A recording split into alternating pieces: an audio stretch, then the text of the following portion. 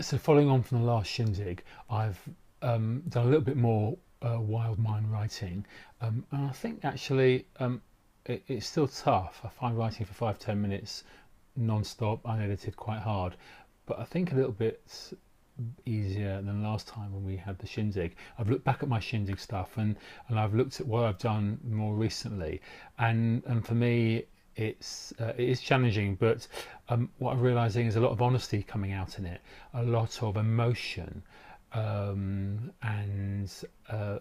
that's really quite powerful for me. The honesty is quite brutal at times, and as a result of that, it really gives rise to a lot of questions and challenges for me to ponder, reflect on. So it is getting easier, I think, ever so slightly. I can see the more you do it, the more naturally it perhaps happens, and actually maybe the more comfortable you become with it. So I can see that being really good.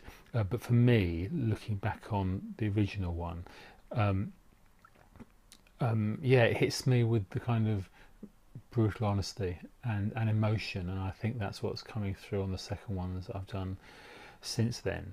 Um, yeah, so yeah, I like it actually. I need to do more of them.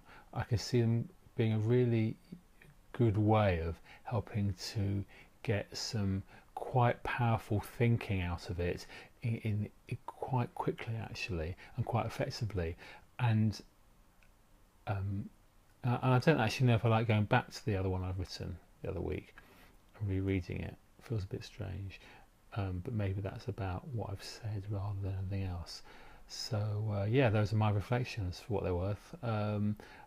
I'm still thinking through how confident I'll be in using them with groups and people. But I think if I become more confident in how they're used, then I guess I'll be able to be, for me, I guess I'll be more confident in how I can use them with others. Yeah, there we are.